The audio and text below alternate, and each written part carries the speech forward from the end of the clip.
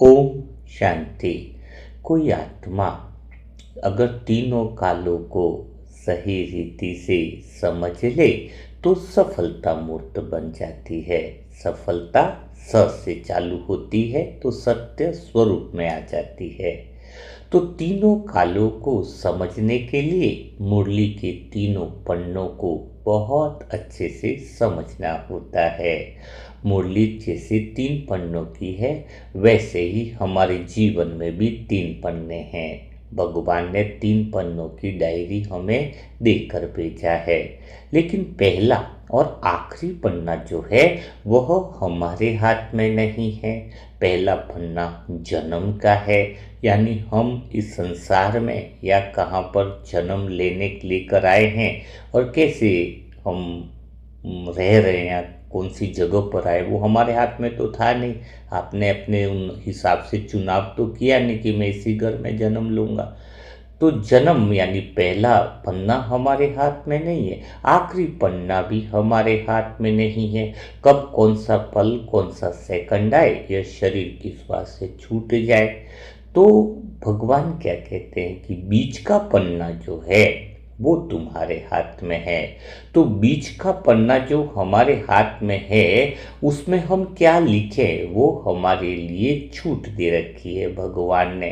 तो बीच के पन्ने में आप कौन सा शीर्षक रखना चाहते हो जीवन में, आपके पूरे जीवन की भागदौड़ क्या है उसमें, वो शीर्षक बीच के अंदर हम लिखेंगे।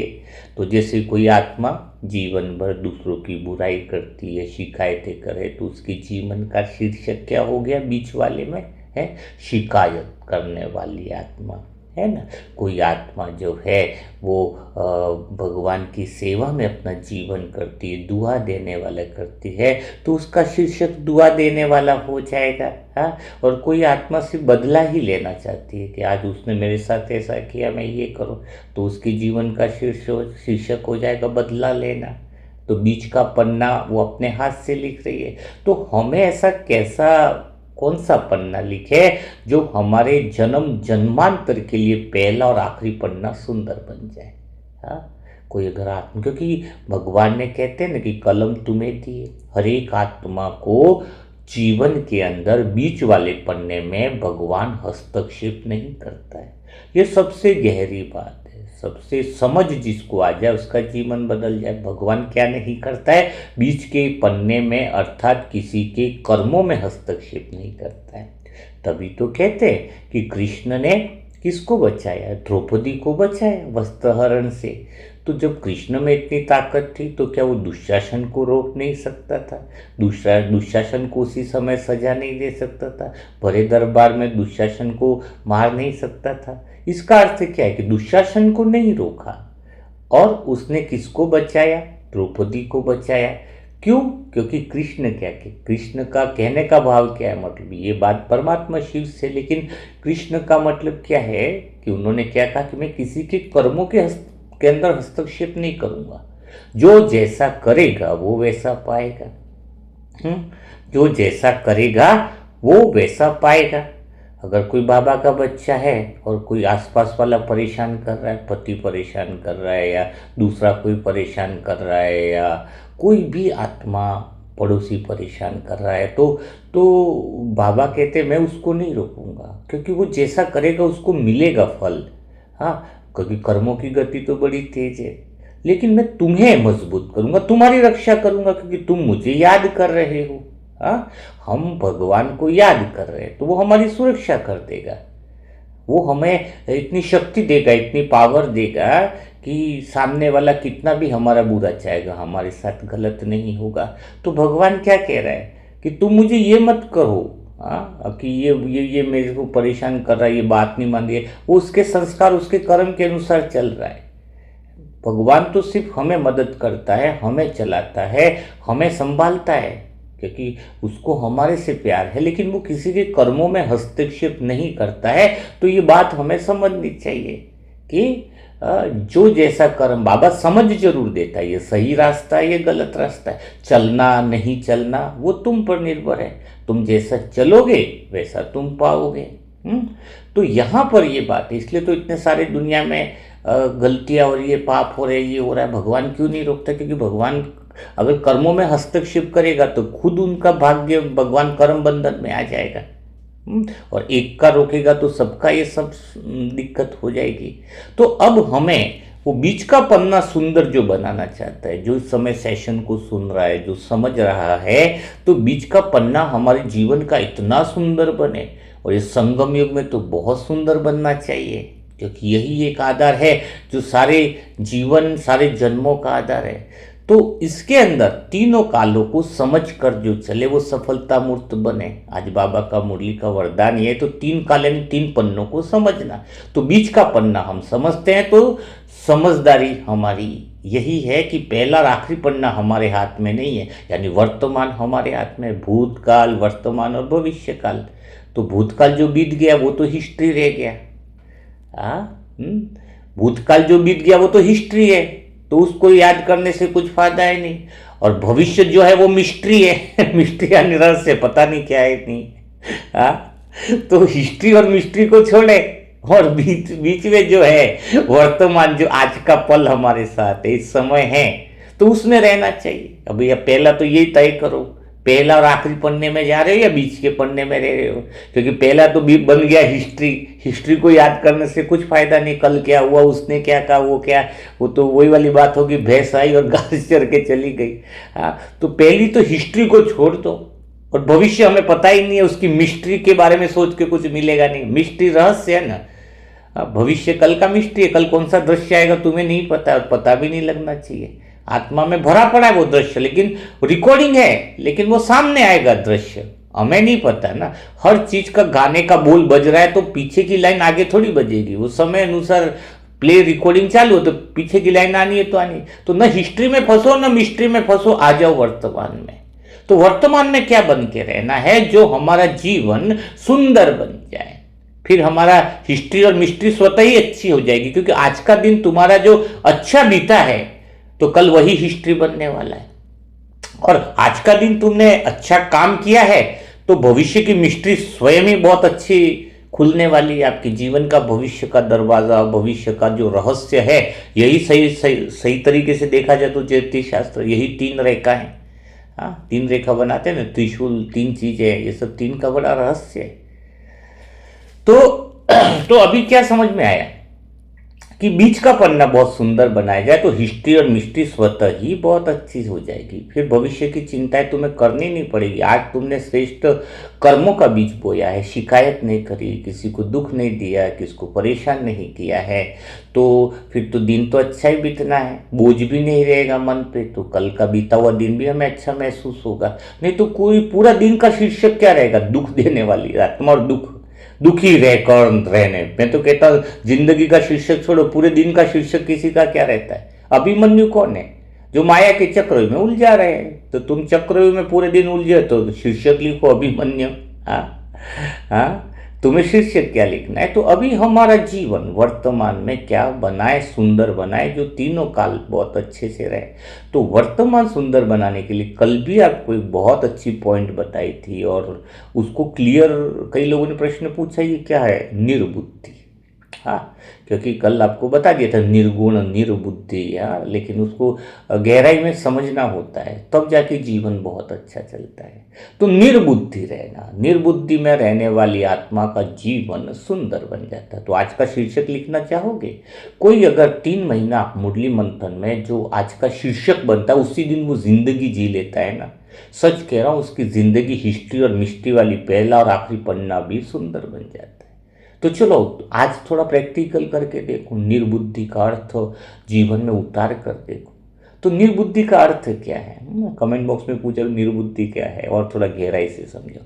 तो निर्बुद्धि का अर्थ ये नहीं है कि हमें हमारे अंदर बुद्धि नहीं बची, ऐसा नहीं है। बुद्धि के प्रकार को समझना होता है। एक तो पहली तरह की बुद्धि है जो संसार के साधनों को पीछे ही लगी पड़ी है, संसार की चाहना में ही लगी। उस बुद्धि का इस्तेमाल संसार की चाहना को पूरी करने के अंदर लगा हुआ है कि संसार से मुझे ये मिल जाए, ये साधन मिले, सुख मिले, ये मिले, वो मिले।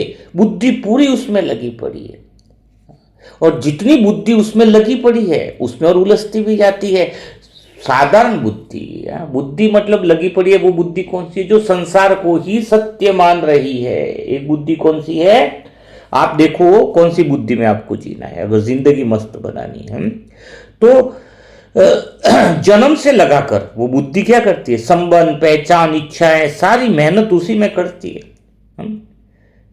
दुनिया को अंदर ही लगी पड़ी है। यानी इसका सीधा उत्तर क्या है? ममत्व जो है ना, बाहरी चीजों से नहीं, बुद्धि की धारणा से जुड़ा हुआ है। एक्चुअली में तुम्हारा ममत्व लोगों से, संबंधों से नहीं, तुम्हारी बुद्धि से जुड़ा हुआ है। क्यों? क्योंकि तुम्हारी बुद्धि संसार को सत्य मान रही है, और जब तक बुद्धि संसार को सत्य मानती है, जो बदल रहा है पल पल, उससे कुछ मिल नहीं रहा है, तो ममत्व नहीं मिटेगा। तो जब बुद्धि सत्य को पहचान ले कि बाहर जो बदल रहा है वो सत्य नहीं, जितना तुम शरीर को सुख देने के साधन इकट्ठे करते जा रहे हो, उतनी ही उससे परेशानियां हो रही है, उतने ही बंधन बन रहे हैं। चलो आज कुछ पैसा नहीं, 1 लाख कमाया, 2 लाख कमाया, घर बना लिया, 5 लाख बनाया, एसी खरीद लिया, 25 लाख बनाया, 20 कमरों का मकान बना दिया, तो टेंशन है बड़ी। पहले 1 कमरा था, सफाई थी, 20 कमरों के गद्दे, सब सफाई का ध्यान रखना है। 20 कमरों के लाइट बिल आ रहे हैं, उसका ध्यान रखना है। नौकर चाकर रखे तो छुट्टी लिखने लिए उसका ध्यान। तो आपने बनाया सुविधा के लिए, जितना भागे उतने बंधन ज्यादा बने। तो एक तो बुद्धि कौन सी है? जो संसार को सत्य मानती है। लेकिन जब बुद्धि संसार को सत्य मानेगी तो ममत्व रहेगा, लेकिन संसार सत्य नहीं समझ में आ जाए तो ममत्व मिटेगा। तो बुद्धि को पहचानना, उससे परिवर्तित करना, इसी को कहते हैं निर्बुद्धि होना। निर्बुद्धि माने क्या है कि सबसे पहले हमें यह देखना होगा कि आपकी बुद्धि अभी कहां कार्य कर रही है। क्योंकि पहली अवस्था में तो यही मानते हैं ना कि संसार ही सब कुछ है। उसे यही लगता है कि सफलता, पद, प्रतिष्ठा, धन, संबंध, बाहरी उपलब्धियां ही जीवन का उद्देश्य है। और बाहर की बुद्धि इतनी सक्षम भी है कि वह वास्तव में चीजों को प्राप्त भी करती है, पद सब कुछ है। लेकिन गहरी समस्या कहां है वो आपको पता है? जितना ज्यादा प्राप्ति कर रही है, जितनी ज्यादा बाहर से क्या कर रही है, प्राप्तियां कर रही है, उतनी ही परेशानियां बढ़ती जा रही है। जितना पद, पोजीशन, योजना, और उसके साथ ही वो और हजारों विचार में उलझता जा रहा है। योजना बना रहा है, फिर उसी में चिंता, फिर भविष्य की कल्पनाएं, इस सब में वो बीच का पन्ना यानी वर्तमान खो लेता है। या तो वो हिस्ट्री में रहता है या मिस्ट्री में रहता है। और खाली सोचने से तो सही हिस्ट्री बनेगी नहीं। सोचना हिस्ट्री तो सही बनेगी जब तुम वर्तमान में रहोगे। हिस्ट्री कब बनेगी?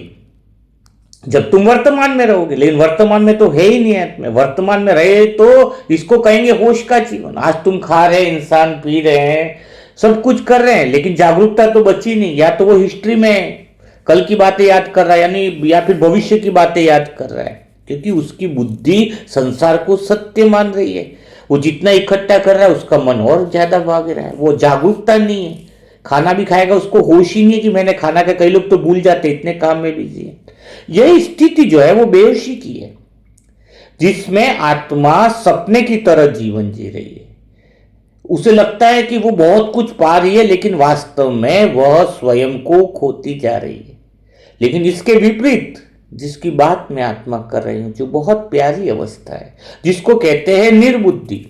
एक बुद्धि तो ही दुनिया को सत्य मानना, दुनिया में ही जाना, दुनिया की चीजों में अटकन। जो दुनिया को सत्य मानेगा वो कभी भगवान को पा ही नहीं सकता, कभी नहीं पा सकता। तो भगवान को पाना है तो आज हेडिंग लिखो, मुझे बुद्धि संसार की तरफ नहीं, संसार के रिश्ते नाते, ये धन दौलत पाने में नहीं। उसमें हजारों विचारों में उलझोगे तो मन दौड़ेगा ज्यादा। मन ज्यादा दौड़ेगा तो शरीर बीमार पड़ेगा, क्योंकि मन की थकान से शरीर का संतुलन बिगड़ता है। तो आज आ जाओ, आज का हेडिंग लिखो अपने जीवन का कि मैं आत्मा निर्बुद्धि हूं। ये दूसरी अवस्था है बुद्धि की, जो सुनने में अलग लगेगी। यूं लगेगा निर्बुद्धि यानी मैं बेवकूफ तो नहीं हूं, लेकिन वास्तव में निर्बुद्धि ही सच्ची जागरूकता की स्थिति है, सर्वोच्च स्थिति है। क्योंकि निर्बुद्धि का अर्थ बुद्धि का समाप्त होना नहीं, बल्कि उसका शुद्ध होकर एक ही सत्य में स्थिर हो जाना। निर्बुद्धि यानी मैं उसमें स्थित हूं, अब मुझे बुद्धि लगाने की जरूरत नहीं, क्योंकि मैं सत्य में हूं, सत्य में हूं।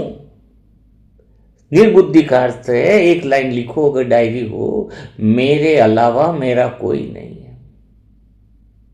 जो बदल जाए वो मेरा कैसे हो सकता है?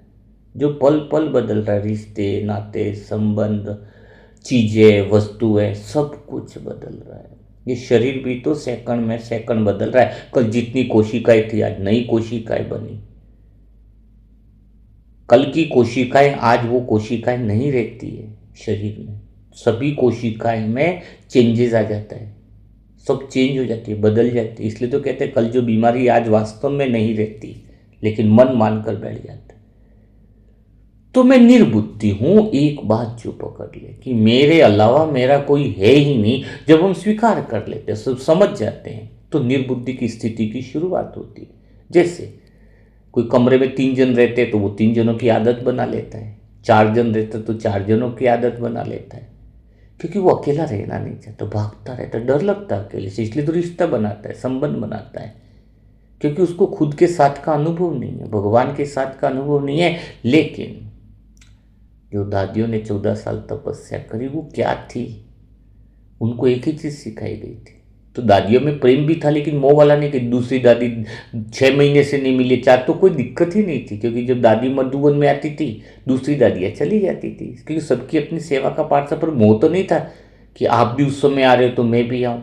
कितना नष्ट हुआ, और प्यार भी ज़्यादा, क्योंकि सब अपने अंदर बिजी है ना, कि मेरे अलावा मेरा कोई नहीं। तो तपस्या क्या कराई दादी कि तुम्हारे अलावा तुम्हारा कोई नहीं, या तो तुम हो या भगवान है। और सच में क्या रह रहा है, एक सेकंड में कौन सी चीजें छूटे कुछ पता है? तो बिना मोबाइल के, बिना साधन के, बिना व्यक्तियों के, बिना संबंधों के जो आत्मा यह संकल्प ले ले कि मेरे अलावा मेरा कोई भी नहीं, वो कभी दुखी नहीं होती, कभी फंसती नहीं, कभी उलझती नहीं। निर्बुद्धि, जिसको संसार की कोई चाह नहीं। बात मैंने बहुत प्रैक्टिस करी, इसमें बहुत आनंद आया। पहले अकेले रहना मुश्किल होता था, पर पता चला कि कोई है ही नहीं दूसरा, ऐसा समझ लो संसार में। कोई किसी के साथ रह रहा है, किसी की मृत्यु हो जाए साथ में शरीर लोगों की, तो क्या वो अकेला रहेगा नहीं? आदत नहीं पड़ेगी, रहना ही है। यही तो 3 केले, पहला केला मैं अकेला आया हूं, दूसरा केला अकेला रहना है, और तीसरा केला खा लो कि अकेले ही जाना है। संसार में रहते हुए क्या अकेले आए, सब साथ में लेके नहीं है, जाना भी है। तीसरा केला अकेले जाओगे, और दूसरा केला भीड़ में रहते हुए भी हम अकेले ही है, इतने संबंध है, इतने वो लोग हैं, लेकिन वो इंसान अकेला ही महसूस करता है। तो एक बात पक्की हो जाए कि मेरे अलावा मेरा कोई नहीं। जब बात ये आ जाए तो संपूर्ण अंतर्मुक्ता आ जाती है, निर्बुद्धि अवस्था की शुरुआत हो जाती है। तो ये जागरूकता है, मेरे अलावा मेरा कोई नहीं, ये होश है, वो परम आनंद है, परम मौन है, जिसमें लवलीन अवस्था है, सत्य वाला मौन है। क्योंकि वो प्रेम से जो मौन उत्पन्न होता है वो शांति वाला मौन नहीं, जिसमें प्रेम है, सत्यता का खुशबू है। समझ में आता है कि मेरे अलावा मेरा कोई नहीं, यानी मैं हूं और परमात्मा है, बस। इस अवस्था में आत्मा संसार को खाली दृश्य के रूप में देखती है, जैसे कोई सपना है। चाहे सुख मिले या दुख, दोनों अवस्था ये समझ में आ जाता है, उसको लगता है वास्तविक कोई है नहीं, इसमें ये वो इसमें उलझती नहीं। आत्मा उलझती नहीं, सिर्फ देखती है। मैं निर्बुद्धि हूं। पहले निर्बुद्धि का अर्थ है कि पहले बुद्धि है जो हर चीज का मूल्यांकन करती थी, ये अच्छा है, ये बुरा है, ये अधिक मूल्यवान है, ये नहीं। अभी क्या है मेरे लिए? सोना है तो भी एक ही बात है, मिट्टी है तो भी एक ही बात है। क्या मूल्यांकन करना, जब सब कुछ बदल रहा है? जो बदलने वाला है वह सत्य हो ही नहीं सकता, इसलिए वो अपने होश को संभालती है। उसका एक ही प्रश्न रहता है कि क्या मैं अपनी सत्य स्थिति में हूं, क्या मैं खुद मेरे साथ हूं? यही सबसे बड़ा परिवर्तन है। कहीं मैं ये बुद्धि संसार में तो नहीं लगा रही, मूल्यांकन तो नहीं कर रही, जज तो नहीं कर रही। संसार की चीजों की इच्छा करने वाला व्यक्ति कभी भी मूल केंद्र में रह ही नहीं सकता। और अब बुद्धि को निर्णय लेने की आवश्यकता ही नहीं रही ना, कर्म स्वतः ही सही दिशा में होते। क्योंकि प्रभाव शुद्ध होता है निर्बुद्धि वाले का। क्या निर्णय लेना मुझे, जब कुछ पाना ही नहीं, कुछ अच्छा नहीं ना कुछ बुरा है, तो मुझे संसार में जो बदल रहा है वो अच्छा कैसे हो सकता है, और जो बुरा हो रहा है उसको बुरा भी कैसे कह सकते हैं। तो ना अच्छा है ना बुरा है, दृश्य है, अब कोई फर्क ही नहीं, बस निर्बुद्धि हूं मैं, देख रही हूं क्योंकि मुझे कुछ संसार से चाहिए नहीं। संसार से इसलिए नहीं चाहिए क्योंकि मेरी बुद्धि अब संसार को सत्य मान ही नहीं रही है। मैं अपने मौज में हूं, अपने आनंद में हूं, ऑटोमेटिक फिर हर कदम सफलता की ओर ही जाता है। और जो जिसकी बुद्धि संसार में जाती है वो दुविधा में होता है, भ्रमित होता है, उसको तो कुछ जानने की इच्छा होती है कि मैं संसार के बारे में कोई सूचना मिले तो जानूं, और निर्बुद्धि वाला मेरे को तो कुछ जानना ही नहीं है, मेरे को तो कुछ जानना ही नहीं है, क्योंकि उसने तो जान लिया, सत्य को पहचान लिया। और देहाभिमान वाला जिसको कुछ संसार को सत्य मान रहा है वो बेहोशी में निर्णय ले रहा है, भ्रमित होगा। माया की सबसे बड़ी चाल यही है कि वो आत्मा को भविष्य की मिस्ट्री में, मधुर सपनों में उलझाए रखती है, बुद्धि वहीं उसको फंसा रखती है, उसे लगता है वहां सुख है, सफलता है। लेकिन जैसे उसको समझ में आता है कि जो इकट्ठा किया है वही तो उसका बंधन है, जितने धन दौलत संबंध जितना भी किया, वो जितना ज्यादा संबंध बना, जितने ज्यादा ऊंचाई पर, तो जितना ज्यादा ऊंचाई पे गिरेगा तो गिरना तो होता ही है, क्योंकि लोग तो छोड़ने वाले नहीं है। तो जो जितना ऊंचाई पे गया वो उतना ही नीचे गिरता है, तो दर्द भी उतना ज्यादा होता है। और निर्बुद्धि वाली आत्मा इस खेल को समझ लेती है, वो उसमें उलझने के बजाय उससे अलग हो जाती है। यह बहुत छोटा सा पॉइंट है समझने की वाली। जब आत्मा संसार से कुछ चाहती है तब तक वो कभी भी देखने वाली रह ही नहीं सकती। आप बोलो कि आत्मा का गुण देखना है, तुम्हें संसार से कुछ चाहिए तो तुम देखने वाले कहां रहे। मैदान में दो खिलाड़ी, हार और जीत वाले, तुम तो खिलाड़ी बनकर उतर गए, दर्शक कहां रहे, दर्शक कहां रहे बताओ। जब भी आत्मा कुछ भी संसार से चाहती है, कुछ भी चाहती है, तो वह देखने वाली रहती नहीं, क्योंकि चाहना एक रस्सी, एक बंधन है। चाहने का अर्थ एक ही है कि आत्मा ने स्वयं को अधूरा मान लिया है, बाहरी वस्तुओं में वह पूर्णता खोज रही है। जो निर्बुद्धि हो जाता है उस आत्मा को संसार का कोई अस्तित्व ही नहीं रहता है, कि संसार है या नहीं है, इसके लिए ऐसा हो जाता है। चुनाव का प्रश्न ही नहीं रहा ना कि ये चुनूं कि वो चुनूं। वो कहता है संसार ही नहीं है तो चुनूं क्या, जो सत्य ही नहीं है उसमें से चुनूं क्या बताओ। वो बोले कि ये लूं कि वो लूं, अरे जब सब बदल रहा है, सब अस्थिर है, उसमें बुद्धि क्या लगेगी, क्या चुनूं। दो सपनों में कौन सा सपना चुनूं, दोनों ही सपने, सत्य तो कुछ है नहीं। सत्य तो है जहां पे मैं हूं, मेरे अलावा मेरा कोई नहीं। अब बताओ कौन सा रिश्ता अच्छा चुनो, ना ये रिश्ता ना वो रिश्ता, बताओ। रिश्ता ही नहीं है तो अच्छा कौन सा रिश्ता, बुरा रिश्ता कैसे चुनो। कोई बोले ये रिश्ता अच्छा है कि वो रिश्ता अच्छा है, मैं बोलूं रिश्ता ही नहीं है तो अच्छा और बुरा चुनूं कैसे। दोनों छूटने वाले रिश्ते, तो कौन सा अच्छा बोलूं कौन सा बुरा बोलूं, मैं निर्बुद्धि हूं अपने स्वयं के सत्य स्वरूप में। और निर्बुद्धि में कई बार देखा है आपने क्या कि कई सारे लोग जो हैं इस दुनिया में, संत महात्मा भी जो हुए, उनके अंदर भी निर्बुद्धि की स्थिति आ गई थी। संत कबीर, संत जितने भी संत हुए, उन्होंने एक बार देखा है जीवन में, संतों ने जिया है। जैसे कबीर था ना, उसने एक व्यक्ति को देखा कि वो मांग रहा है, कोई धन मांग रहा है इस दुनिया में, कोई संतान मांग रहा है, कोई सुख मांग रहा है। और आज भी हमें लगता है कि हर एक इंसान मांगने वाले की लिस्ट में ही खड़ा है, जो भी देखो कहता है मुझे ऐसा कुछ मिल जाए। भगवान की बात तो बात की रही, मुझे ये हो जाए, मेरा वो हो जाए। मेरे को लगता है संसार वास्तव में भिखारियों से भरा पड़ा है। उन्हें पता ही नहीं कि जो कुछ मांगना है, जो कुछ मिलना है, वो परमात्मा से ही है। निर्बुद्धि का अर्थ है मांग समाप्त हो जाती है, कुछ भी लेना नहीं है, कुछ भी नहीं चाहिए, केवल समर्पण रह जाता है। जहां आत्मा कहती है कि बाबा तन मन धन सब कुछ तेरा है, अब जो भी है, अब जो भी होगा वो तेरी इच्छा से होगा। मतलब जो चीज चाहिए तुझे अच्छा लगे वो मिलती जाए, मुझे मेरी कोई इच्छा नहीं है, मेरी कोई मांग नहीं है। तुझे लगता है कि मेरे लिए सही है तो दे देना, और तुझे लगता है कि मेरे लिए सही नहीं है तो छीन लेना। सिंपल बात है। मुझे जरूरत नहीं कि आज इतना धन चाहिए, तुझे लगता है तो दे दे।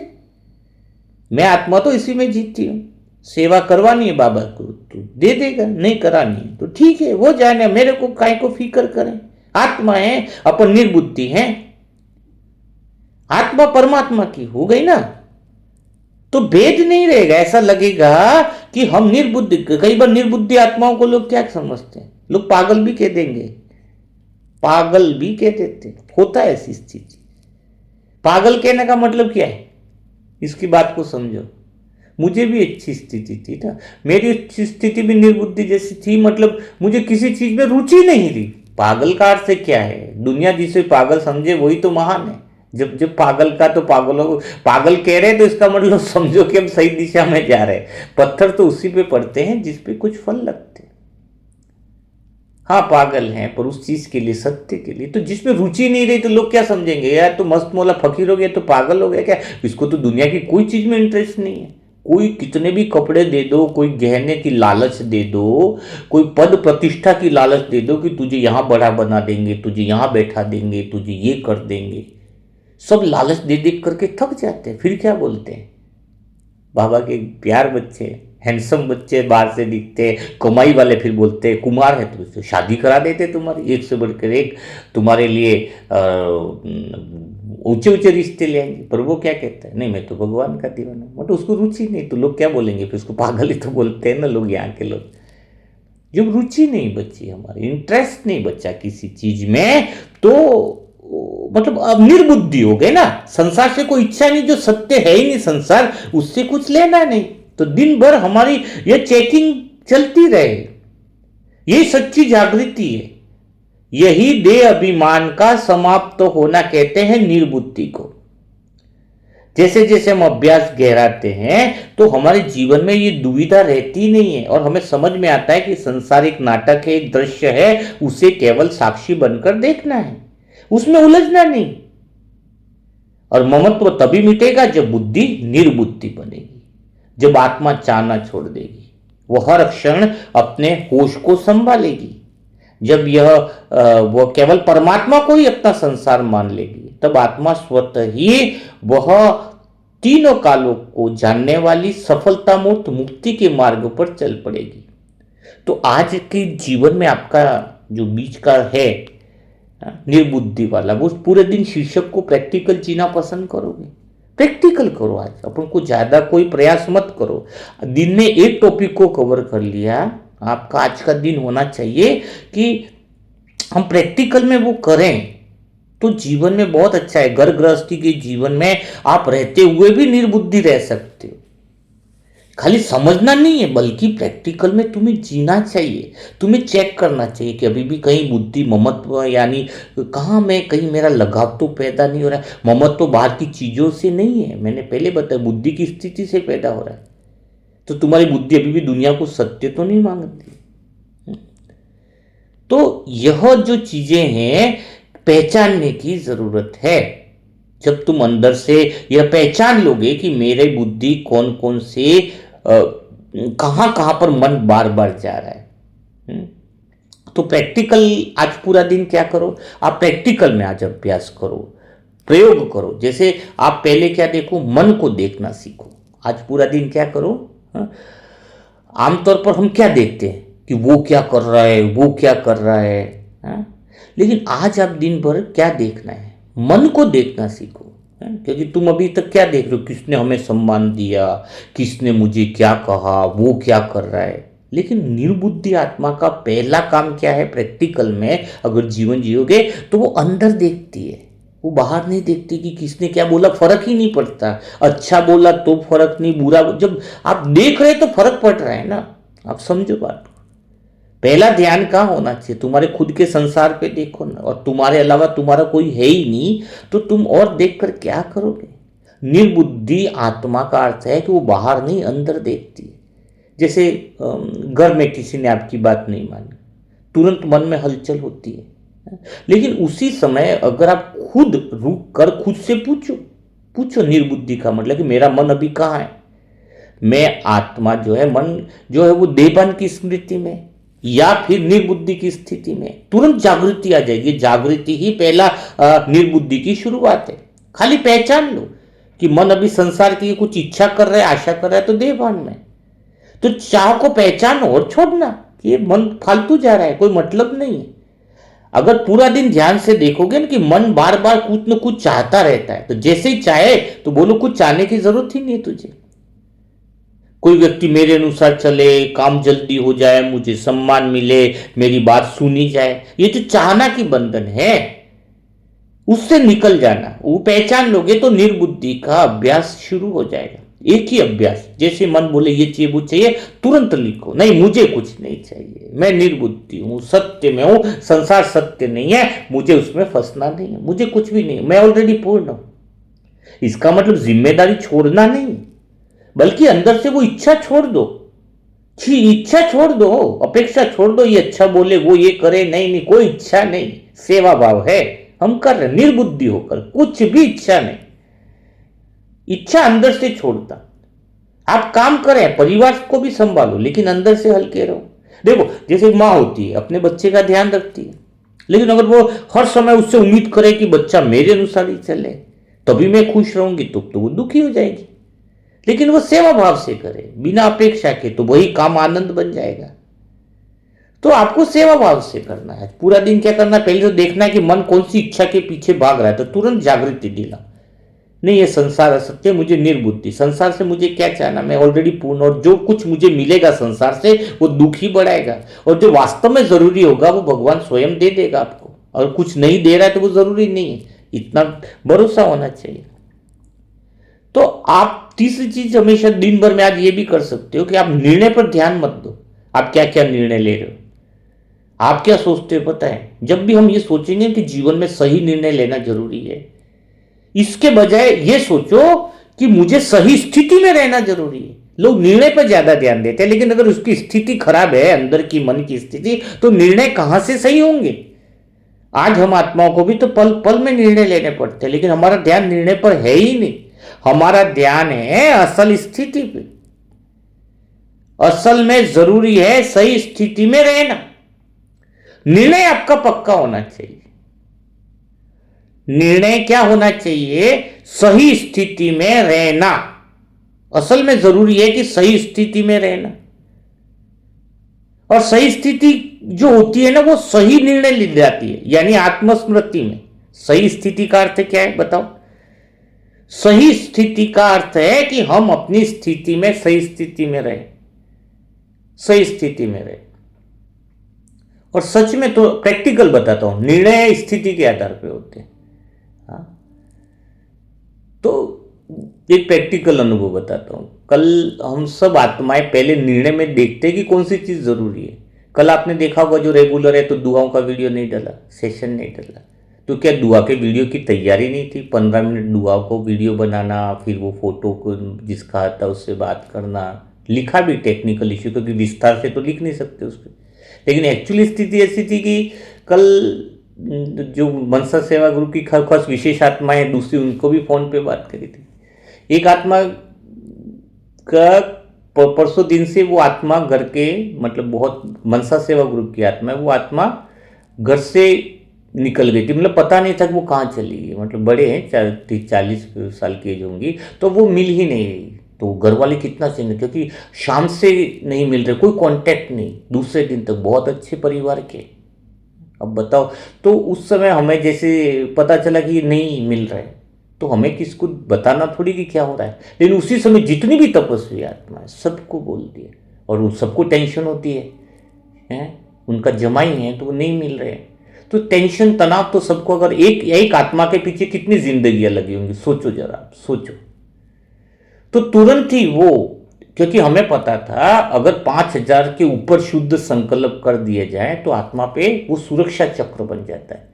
क्योंकि जब आत्मा घर से जाए तो हमारी स्थिति के अनुसार निर्णय, क्योंकि किसी की, आजकल क्या पता है तुम्हें, परिवार में ध्यान रखना, ये मत देखो किसके धन कितना है, किसकी क्या चीजें। अगर तुम सच्चे अर्थों में तुम सच्चे अर्थों में भगवान के बच्चे हो तो परिवार में तुम्हें डेली की चेकिंग परिवार के सदस्यों की मानसिक स्थिति की करनी चाहिए कि उनकी मानसिक स्थिति क्या है। तुम्हें डायरी बनाओ आज के समय में, क्योंकि आपको पता ही नहीं चलेगा कि बच्चा अकेला कमरा में बैठा है क्या कर रहा है, दूसरा क्या कर रहा है। अपन को लग रहा है वो खुश है, वो अंदर के अंदर इतनी टेंशन और डिप्रेशन में चल रहे हैं। आज बहुत ज्यादा जरूरत है हर एक आत्मा का मानसिक चेकअप करना। तुम्हें परिवार में दुख लेना तो छोड़ दो, उसने गुस्सा किया, ये किया, वो किया, उसके मन की स्थिति क्या है वो चेक करो, वो संकल्प दो। तो हमारे सामने जैसे एक ऐसा आता है तो ये ऑटोमेटिकली विचार है, बाबा कह रहे कि तुरंत पहले ये सेवा पे ध्यान दो, तो सभी को बैठाया। हाँ, लेकिन अभी 6 बज गई, 6:30 बज गई, 7 बज गई, क्योंकि हमने वापिस पूछा नहीं कि क्या हुआ, भाई आया कि नहीं आया, क्योंकि 2 दिन हो गए आया नहीं। तो चिंता तो पूरे सब लोग ढूंढने रहे थे, हमने फोटो सुबह मंगवा लिया था। तो तब से लेकिन दुआ का वीडियो डालने का मन नहीं हो रहा था, क्योंकि यूँ लग रहा था कि एक संकल्प रेस्ट न करें। तो सब लोग बैठे थे। फिर 7:30 बजे के आसपास जो बाद में उनका आ गया कि उनकी खबर मिल गई है, सब लोग खुशी। तो फिर सबको बोला कि अभी चलो युद्ध स्तर पे तो रुक जाओ, सब खुश हो गए यहाँ पे कि वो भाई का मैसेज मिल गया कि वो आ गए। तो इसलिए दुआ का वीडियो कभी नहीं डलता तो बहुत इमरजेंसी सिचुएशंस आ जाती है, क्योंकि हमें पता है अभी इस आत्मा के लिए हमें सभी लोगों को बैठना पड़ता है, तपस्वी आत्माओं को। हाँ, तो तुरंत वो शाम को मिल गए, फिर रात को, पहले दिन से नहीं मिले थे। अब क्या हिस्ट्री है वो तो उसमें नहीं जाते, लेकिन बस यही बात है कि वो मिल गए, वो खुशी है, सुख है। देखो कि एक आत्मा से बहुत सारी आत्माओं का जीवन जुड़ा हुआ रहता है। और यही हमारी निस्वार्थता कि हमें पहले कौन सी चीज जरूरी है, स्थिति हमारा निर्णय करे। हम निर्णय पे मत जाए, आप अपनी स्थिति में जाओ कि कौन सी चीज ज्यादा जरूरी है। अगर तुम रूहानी सेना हो, तुम्हारे पास किसी आत्मा की मदद भगवान के लिए आई है, तो तुम्हें सबसे पहला ये ख्याल आना चाहिए कि नहीं, देखो कई सारी आत्मा, बीमार आत्मा भी आती है, ये स्थिति है। तो वो लोग क्या सोचते, बीमार आत्मा आई। कल भी एक केस और भी आया था। अब पहले अगर ये सोच चले तो हिसाब किताब है, तो फिर तो तुम कभी उसको ठीक नहीं कर पाओगे, कभी नहीं कर पाओगे। एक चीज सोचो कि इसका हिसाब किताब है, लेकिन इसके हिसाब किताब में अब ये लिखा है कि यह मेरे पास आया तो मैं निमित्त हूं, अब उसका हिसाब किताब पूरा होने वाला है। ये भाव हो, पहला भाव ये पैदा हो कि यह अब मेरे पास आया है, ठीक है इसका हिसाब किताब है, लेकिन हिसाब किताब था तब तक मेरे पास नहीं आया था। अब वो मेरे पास आया ना हिसाब किताब को पूरा करने के लिए। अच्छा, भगवान क्या कहता है कि तुम मेरे पास आओगे, मेरे को याद करोगे तो हिसाब किताब पूरा। अच्छा, बताता है कि नहीं बताता भगवान, कि मुख्य में शब्द है कि नहीं? एक बात बता, भगवान खुद कहता है कि तुम मेरे पास आओगे तो तुम्हारे हिसाब किताब सब भस्म हो जाएंगे। तो बताओ, भगवान कहता है तुम मेरे समान हो, हम बाप जैसे हैं, बाप समान है, भगवान जैसे हैं। तो जब भगवान को बोला कि जब मैं तेरे जैसा हूं, तेरे और मेरे में कोई फर्क नहीं है, तू सर्वशक्तिवान तो मैं मास्टर सर्वशक्तिवान, तो जब तेरे पास आकर के सबके हिसाब किताब खत्म हो सकते हैं, तो मैं भी वह निर्बुद्धि आत्मा हूं, निर्बुद्धि, किसी से जुड़ी नहीं, मस्त मौलाऊ फकीर हूं, अपने हाल में मस्त रहती हूं, क्योंकि मेरे अलावा मेरा कोई नहीं। मैं भगवान की मगन में चलूं, सड़क पे चलूं, मेरा पैंट कौन से कलर का हो, शर्ट कौन से कलर का, मुझे कोई फिक्र नहीं। मैं तो हूं बस आत्मा दीवानी, निर्बुद्धि, अपेक्षा नहीं, इच्छा नहीं, ये नहीं। मतलब इस तरह से हम उस मगन में हैं, तो हमारे पास भी कोई हिसाब किताब आ रहा है। तो जब भगवान के पास हिसाब किताब पूरा हो सकता है, तो मेरे पास आकर उसका हिसाब किताब पूरा क्यों नहीं हो सकता? ये नशा रखो आप, तुम भी भगवान के समान हो। एक पहली दृष्टि ये करो, बीमारी को मत देखो कितनी बड़ी बीमारी, कैंसर है, ये है, वो है। जब तुम बीमारियों को बड़ा बना देते हो तो तुम छोटे पड़ जाते हो। भगवान क्या कहता है, अजामिल जैसा पापी भी आ जाए उसके पास, तो भी उसके भी पाप मुक्त हो जाते, कितने भी बड़े पापी हो। अंगुलीमाल की कहानी सुनी है ना, कितना पाप किया, लेकिन जब उसका जीवन बदल गया। तो आप पहला नशा ये रखो, जब तुम्हारी दृष्टि है ना थोड़ी कमजोर हो जाती है, बीमार आया तो दुआ दो मेरे ठीक हो जाएगा कि नहीं, अभी तो हिसाब किताब करा है, ये है वो है, नहीं, हिसाब किताब के भस्म होने की शुरुआत हो जाती है, उसी पल से शुरुआत हो जाती है। तो आपकी दृष्टि पहली तो ये हो कि मैं उसे, मेरे पास आया तो हिसाब किताब पूरा हो जाएगा, पहला तो निश्चय रखो। दूसरा क्या, कल हमारे पास जैसे ये आत्मा है तो सबको यही संकल्प दिया आधा पौना घंटा बैठ के कि अब उस आत्मा के कर्मों का हिसाब किताब जो है, जो तकलीफ है, मानसिक परेशानी है, वो समाप्त। दूसरी हमें पावरफुल तरीके से करना चाहिए, उसके लिए क्षमा याचना जरूर करनी चाहिए। कोई आत्मा बीमार है तो हमें हिसाब किताब तो समाप्त करने वाले हैं, लेकिन हम ये भी देखें कि इसका हिसाब किताब क्यों बड़ा हुआ है। तो हिसाब किताब उसका बड़ा होता है उसके कार्मिक अकाउंट से, तो उसका कर्मों को हम हल्का कैसे करें, यह विचार चलना चाहिए। स्थिति से चलता है तो हम तुरंत ही उसके लिए क्या करें, बहुत आधा घंटा अगर सच्चे दिल से चाहते तो उसको क्या करो, तुम दिल से वो करो, दिल से क्या करो, क्षमा याचना करो उसके लिए कि मीठे बाबा, प्यारे बाबा, इस आत्मा से जाने अनजाने में जो भी गलतियां हुई है वो क्षमा याचना करो, सच्चे दिल से करो, तब जीवन बहुत बढ़िया निकलेगा। और एक बात मैं और पक्की बताता हूं आपको, बहुत सच्चे दिल से आपको बता, किसी आत्मा को तुम गलत विश्वास मत दिलाओ, तुम पे पाप चढ़ेगा। सच कह रहा हूं, पाप चढ़ेगा, महापाप। गलत विश्वास का अर्थ क्या है, आप दुआ देने वाले, बहुत अच्छी बात है। हाँ? आप किसी को कह रहे हो कि चलो, भावना से कह रहे हो कि तुम ठीक हो जाओगे, बहुत अच्छी बात है। दुआ से बहुत आत्माएं ठीक होती है, कहना भी अच्छी बात है, लेकिन उसके पीछे के आपके अंदर एक भाव है कि नहीं, आज नोट कर देना डायरी में, तो तुम्हारे वो शब्द सार्थक है, वरना मत बोलना किसी को। क्या कि क्या मैं उसको सच्चे दिल से क्या पूरी विधि को पूरा करूंगा, उसको जो मैं विश्वास मुख से दे रहा हूं। किसी आत्मा को बोल दिया कि तुम ठीक हो जाओगे, बहुत अच्छी बात, और तुम्हारा दुआ दे रहे तो तुम ठीक हो जाओगे, इसके बाद तुम उसके लिए सोच ही नहीं रहे, उसके बारे में विचार ही नहीं चल रहे तुम्हारे, उसके बारे में संकल्प ही नहीं चल रहे, तो तुम पाप कर रहे हो या नहीं, बताओ।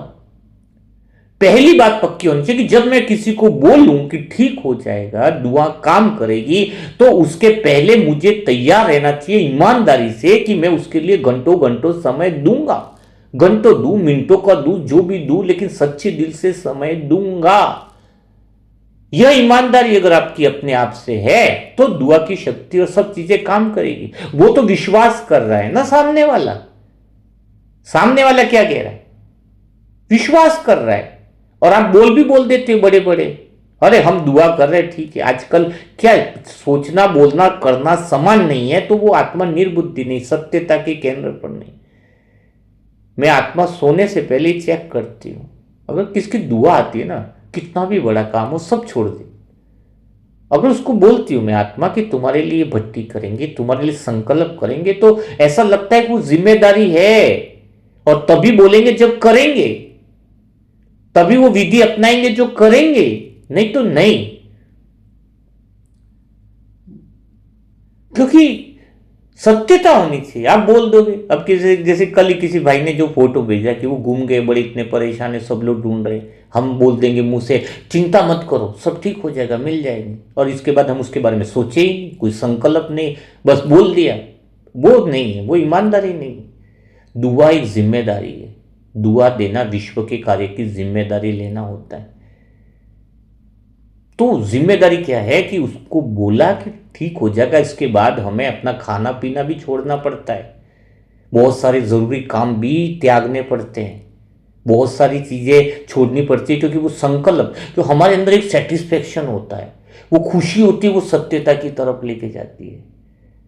उस आत्मा के लिए हम सच्चे दिल से दुआ करते हैं, आधा एक घंटा 2 घंटा बैठते हैं, तब मान शान नहीं चाहिए। अब कल हम रियली बहुत टाइम तक बैठे उस आत्मा के लिए, शाम को दुआ का वीडियो भी नहीं कर पाए, इसीलिए नहीं कर पाए। लेकिन जब मैसेज आए कि वो आत्मा का मैसेज मिला है, तो हमें कुछ क्या मान शान चाहिए क्या, नहीं, पर खुशी होती है। तब जो खुशी होती है वो अंदर से, वो लवलीन साइलेंस जो कहते हैं ना, लवलीन, तब भगवान के चाशनी में, प्रेम की चाशनी में डूबी हुई खुशी निकलती है अंदर से, वो है जीवन। संसार के सुखों वाला नहीं।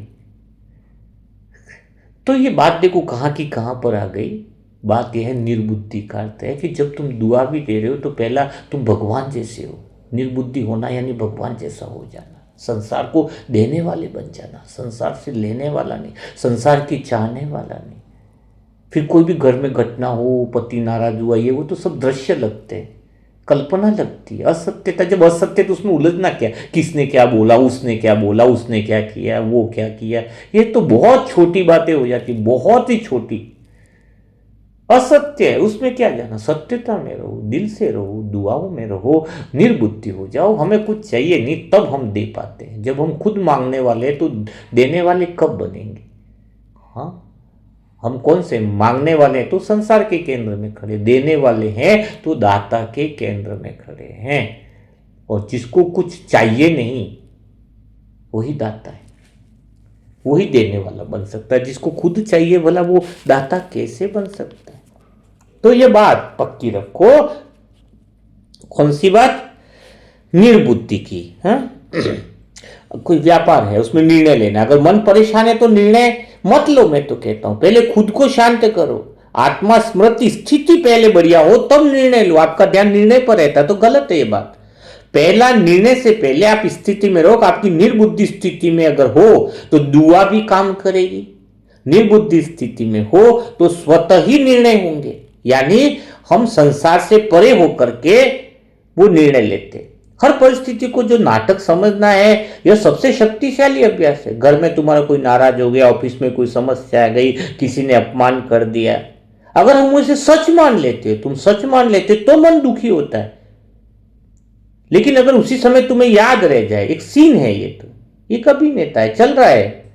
निर्बुद्धि का अर्थ है कि दुनिया को सत्य नहीं मानना, यहीं से निर्बुद्धि की शुरुआत है। तो मन हल्का, तो ये सत्य है ही नहीं, सत्य क्यों मान रहे हो? फिल्म देखते समय हम जानते हैं ये असली नहीं है, इसलिए उसमें रोते नहीं है। हाँ, रोते क्यों नहीं है? हाँ? और रोते भी हैं, अगर आंसू आ जाए इमोशनल तो अंदर से जानते हैं कि खेल है। अगर आंसू आ भी गए फिल्म देखते इमोशनल है तो भी अंदर से जानते हैं ये असली नहीं है, तो खेल है। वैसे जीवन को देखना है। किसी पति पत्नी में बहस हो गई, अगर दोनों इसे सच मान ले तो झगड़ा हो जाता है, और तुमने ऐसा क्यों कहा मुंह सुने। लेकिन अगर एक भी दोनों में से आत्मा ये सोच ले ये सीन है, मुझे शांत रहना, तो पूरा माहौल बदल जाता है। यही निर्बुद्धि का अभ्यास है। ये सीन है, सत्य नहीं है। बस एक बात पक्की रखो, सत्य और असत्य का खेल है। जब सब परमात्मा को समर्पित कर दिया तो मन हल्का रहता है। सुबह से ही सोचो, पूरा दिन चेक रहो कि मैं अगर निर्बुद्धि में हूं तो होश में हूं। जब भी मन भारी हो, उलझन हो, गुस्सा है, दुख लगे तो तुरंत समझ जाना चाहिए कि मैं फिसल रहा हूं। उसी समय रुककर खुद को याद दिलाओ कि मैं आत्मा हूं। यह सब सीन है। यही बार बार का अभ्यास आत्मा को स्थिर बनाता है। संसार को छोड़ना नहीं है, संसार से अलग होना है। यह बात पक्की रखो। घर गृहस्थी में रहते हुए अंदर से स्वतंत्र रहो। कमल का फूल पानी में होता है, पानी से छू नहीं पाता, वैसे हम संबंध निभाते हैं। काम करना लेकिन अंदर से जुड़ना नहीं है। अगर बच्चा कुछ गलत करता है तो उसे सुधारना है, लेकिन उसके कारण दुखी मत हो जाओ। अगर व्यापार में नुकसान हो जाए तो सुधार करना है, लेकिन मन को मत गिराओ। व्यापार तो गिरा, मन भी गिर जाए तो मन न गिरे। यही सच्चा वैराग्य। जब आत्मा निर्बुद्धि बन जाती है तब उसके जीवन में प्रश्न खत्म हो जाते हैं। न वह यह चिंता करती है कि आगे क्या होगा, उसको डर भी नहीं रहता है कि कुछ खो जाएगा, क्योंकि उसे अनुभव हो जाता है कि मेरा असली संबंध तो भगवान के साथ है और संसार तो असत्य है। संसार केवल एक दृश्य बन जाता है जिसमें आत्मा पार्ट निभा रही। तो आज पूरा दिन इसी अभ्यास में लगाओ। हर परिस्थिति में खुद को चेक करो। हाँ, हर चाह की पहचान छोड़ो कि मुझे ये चाहिए वो चाहिए। हर घटना को नाटक समझो। आज पूरा दिन क्या करो, कोई भी घटना हो जाए, कोई दुख देने वाली चाहे सुख देने वाली, कोई सीन समझो, खाली घटना है, दृश्य है बस। तो अनुभव होगा कि मैं आत्मा निर्बुद्धि यानी सत्य में टिकी हूं, तो असत्यता से क्या मतलब है? क्योंकि बुद्धि फालतू लगा रहे हो, या तो शरीर के सुखों के पीछे तुम बुद्धि लगा रहे हो कि शरीर को ये सुख मिले वो मिले, इसमें बुद्धि लगती है। एक तो बुद्धि उसमें लग सकती है और शरीर के सुखों के लिए बुद्धि लगेगी, और एक बुद्धि उसमें लगेगी जिसमें शरीर में कोई कष्ट है तो उसको दुख करने में दूर। बुद्धि दो जगह लग रही है कि नहीं बताओ? या तो शरीर के साधनों को इकट्ठा करने में लगी पड़ी है, और दूसरी बुद्धि लग रही है शरीर के बीमारी में। अब बताओ, जो शरीर के साधनों को इकट्ठा करने में लग रही है, एसी आ जाए वो जाए, तो वही साधन उसको दुख का कारण बन रहे हैं। शरीर में आलसपन आ रहा है, बीमारी आ रही है, एसी ले आए चलो खरीद के। अब एसी सुख दे रही है, जैसे लाइट चली गई तो वो इतनी बड़ी दुख का कारण बन रही है। जिसे तुम सुख के साधन समझे वही दुख बन रहा है। तो खुद का काम खुद करने से भी अहंकार खत्म होता है। निर्भरता खत्म करो। खुद अपने हाथ से कपड़े धो, खुद अपने हाथ से अपना खाना बनाओ, खुद अपने हाथ से झाड़ू पोछा, जो हो सकता है खुद का काम खुद करो। अपने हाथ जगन्नाथ, इससे अहंकार भी खत्म होता है, शरीर को यूज सही होता है। एक्टिव करो, निर्भर मत बनाओ। जितना शरीर को निर्भर बनाओगे उतना उलझते जाओगे, बंधन बनेगा तुम्हारा। इतना अलर्ट रहो शरीर में, आलसीपन नहीं बिल्कुल। इसलिए मुझे आत्मा का सबसे बड़ी बात है कि कितना भी हो, खाना खुद बनाने से बहुत बड़ा फायदा हुआ है। क्या करना पड़ता, पाव भर सब्जी लाए तो फटाक से बना दिए, 2 रोटी बना दी, ज़्यादा टाइम नहीं लगेगा। और ऐसा नहीं आलसपन में एक कम बनाओ वो बनाओ, ये काम मुझे आत्मा के लिए सबसे बढ़िया। बर्तन भी खुद धोना, कपड़ा खुद धोना और ये काम करना, ये 3 चीज़ें तो इंसान की खुद होनी चाहिए। ऐसा नहीं कि आपको घर में सपोर्ट करो बनाने के लिए आकर, आलसपन नहीं। जितना शरीर को आलसी बनाओगे उतना एक्टिव नहीं रहेगा तो बीमारियां ज़्यादा लगेंगी। शरीर को यूज करना सही कार्य में, जितना शरीर को सार्थक तरीके से शरीर को उपयोग करो, शरीर को साधनों को मत बनाओ। कोई तो आलसी खाट पे ही पड़ा रहता है, वो बिजी नहीं है, वो मन से बिजी है। बोलेगा मैं बहुत बिजी, कोई फोन आए, वो बिजी कहाँ है, वो तो खाट पे पड़ा है। आलसीपन, फिर बोलेंगे ये बीमारियां हो गई वो बीमारी। एक्टिवनेस, स्फूर्ति, शरीर को बाबा के कार्य में लगाओ, यूज करो, ईश्वर के कार्य में लगाओ, कानों को मनन चिंतन में, अच्छी बातें सुनने में। तो इस तरीके से हम निर्बुद्धि का अभ्यास कर सकते हैं। और निर्बुद्धि यानी तीनों कालों को जान ले तो जो वर्तमान में रहेगा वो तीनों कालों का मालिक बन जाएगा, और वही सफलता हो। क्योंकि आज हम का दिन हम अगर अच्छा बताता, आज पूरा दिन ध्यान रखो, कोई घटनाएं सीन समझो, संसार से कुछ चाहने में बुद्धि मत लगाओ, तुम ऑलरेडी सत्य को पहचानो। और दूसरी एक बात पक्की रखो कि आपके अलावा आपका कोई नहीं है। इसी में जितना अभ्यास करके खुद के साथ रहना सीख लोगे, जीवन में सुख, शांति, प्रेम, आनंद और मौन की झूलों में झूलते रहोगे। तो आज का कैसा रहा आपको अभ्यास? आज का मुरली मंथन जो वरदान था उसी के बारे में डिटेल समझाई।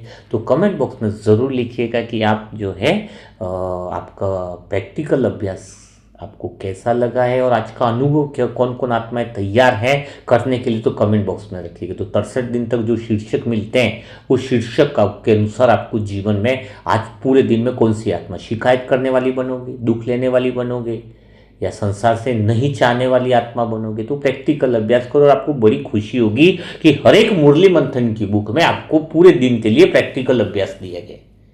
मुरली मंथन की बुक में क्या दिया गया, एक तो पूरी गहराई दी गई है बात की, आसान भाषाओं में, आसान शब्दों में, और उसके नीचे एक पेज कौन सा मिलेगा कि प्रैक्टिकल कैसे उतारना। पूरा दिन आप क्या अभ्यास करो, घर में झगड़ा हो जाए तो उसमें ज्ञान का पॉइंट कैसे यूज करो, किसी ने कुछ बात कह दी तो आप प्रैक्टिकल अभ्यास कैसे करोगे। ये एक्चुअल में मुरली मंथन में अगर देखा जाए तो नॉर्मल जो परिवार के सदस्य की भी आत्माएं हैं वो भी इसको पढ़ने के बाद समझ जाएंगी कि क्या होने वाला है।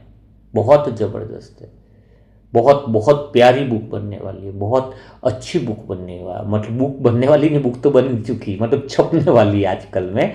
तो इस वीक में गुरुवार शुक्रवार तक जो है वो हम मुरली मंथन की सेट को डिलीवर करना चाहते हैं। 2-4 दिन में फिर आपको मिल जाएगी, इस वीक में मतलब निकल जाएंगी। जिन्होंने मुरली मंथन सेट बुक किया है तो वो आपकी सारी चीज़ों का सार होगा। सच में वो मुरली मंथन बुक मुझे लगता है कोई दिल से इसको पढ़ ले, समझ ले तो उसके जीवन में फिर बहुत बड़ा बदलाव होगा। तो जिन्होंने भी मुरली मंथन बुक नहीं किया, वो मुरली मंथन का सेट बुक करना चाहते हैं तो वो पहले करा ले, तो हमें पता चलेगा कि इतना ही सेट जो है वो हमें छपाने का भी, क्योंकि फिर एक्स्ट्रा खर्चा भी बहुत ज़्यादा रहता है।